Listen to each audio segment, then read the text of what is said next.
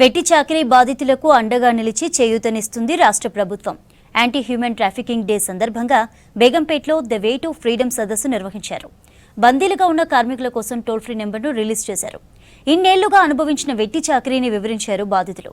Labour act ద్వారా banded కార్మికుల సమస్యలన్నీ పరిష్కరిస్తామన్నారు మంత్రి వివేక్ వెంకటస్వామి.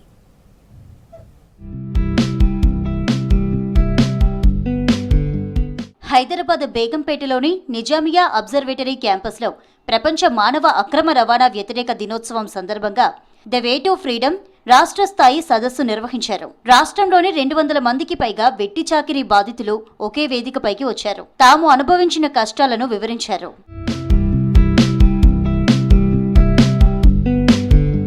బ్యాండెడ్ లేబర్ కు ప్రభుత్వం అండగా ఉంటుందన్నారు మంత్రి వివేక్ వెంకటస్వామి. బందీలుగా ఉన్న కార్మికుల కోసం టోల్ ఫ్రీ నెంబర్ పోస్టర్ను రిలీజ్ చేశారు మంత్రి. మానవ అక్రమ రవాణాకు వ్యతిరేకంగా వెట్టి చాకిరీ నిర్మూలన కోసం మరింత పటిష్టమైన చర్యలు తీసుకుంటామన్నారు మంత్రి వివేక్ వెంకటస్వామి.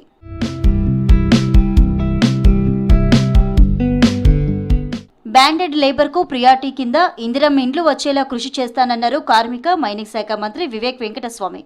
లేబర్ యాక్ట్ ద్వారా బ్యాండెడ్ కార్మికుల సమస్యలన్నీ పరిష్కరిస్తామన్నారు.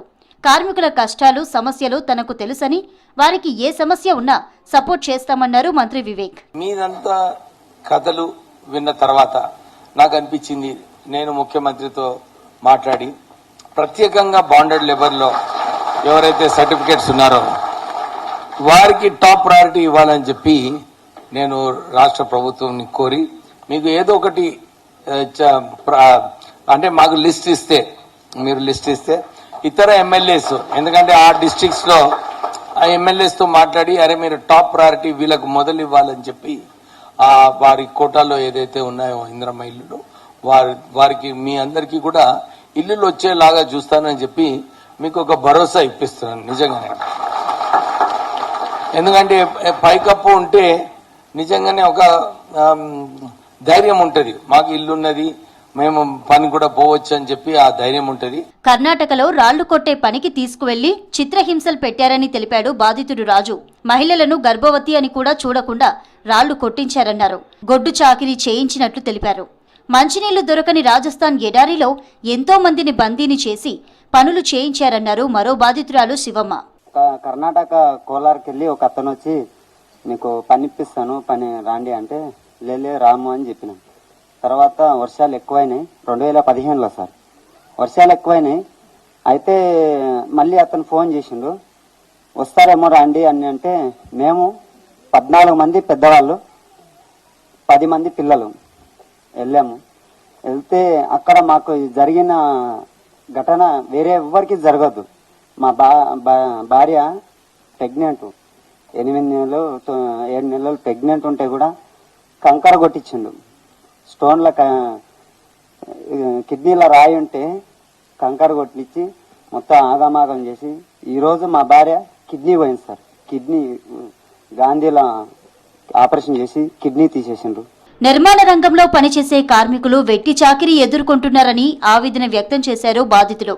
పనిచేసే సమయాల్లో తమపైన తమ పిల్లలపైన అకృత్యాలకు పాల్పడ్డారని తెలిపారు. ప్రభుత్వం బందీల నుంచి విముక్తి కల్పించడంతో స్వేచ్ఛగా పని చేసుకుంటున్నట్లు చెప్పారు. తమకు తక్షణ సాయం కింద 30,000 రూపాయలు ఇస్తున్నారని చెప్పారు కార్మికులు. రాజస్థాన్ అంటే చాలా దూరం, మాకు ఇక్కడ రానికే మాకు తెలియదు. ఆ రైలు టికెట్ గుడకంగా ఎట బుకింగ్ చేసుకోవాలి, ఎట్లా రావాలని మాకు తెలియదు. అలాంటి దాన్ని 50 మంది మేము ఒక్కరం కాదు. మేము ఎదుర్కొన్నా అంటే అన్నం కాడ ఇబ్బందులు ఇవ్వడం, తిండి కాడ ఇబ్బందులు ఇవ్వడం, ఆ తుఫాన్ల ఎండల్లో మొత్తం ఎరాడి అదే మొత్తం చెట్లు ఉండవు. అక్కడ చాలా ఇబ్బందులు ఎదుర్కొన్నాక సారోళ్ళు ఇంకోటి వస్తామన్న 1 రోజులకు మమ్మల్ని గుర్తిస్తే సారోళ్ళకు ఆయనకు మేస్త్రికి ఎట్ట తెలిసిందో మాకు తెలియదు. ఒక ఆయన మా అత్తమ్మ మా ఇంట్లో చచ్చిపోతే తోలియలే మమ్మల్ని. అయితే మేము అందరం కలిసి ఇంటికాడ ఉండి ధర్నా చేసినాం. మేము వెళ్ళిపోతాం 2 సంవత్సరాలు అవుతుంది. ఇంటికాడ చనిపోతే కూడా మమ్మల్ని తోలిస్తలేవని ఎదుర్కొన్నాం. ఎదుర్కొంటే ఆయన ఏం చేసిండు, ఏం చేసుకున్నా సరే కానీ మేము అయితే తోలియనని చెప్పిండు. అయినాక మా ఊరికి ఒక ఆయన ఇంటికి వెళ్ళిపోయినాక సమాచారం సారాలు గవర్నమెంట్కి అయితే మాకు ఎప్పుడైతే లేబర్ ఆఫీస్ కు తెలియపరిచినాక సారాలు గుర్తించిండ్రు, నిజమా కాదని గుర్తించారు. వచ్చి ప్రభుత్వ సాయంతో చాలా మంది బ్యాండెడ్ లేబర్ స్వేచ్ఛగా పనులు చేసుకుంటున్నారు. ప్రభుత్వం మరింత తోడ్బాటును అందించాలని కోరారు కార్మికులు.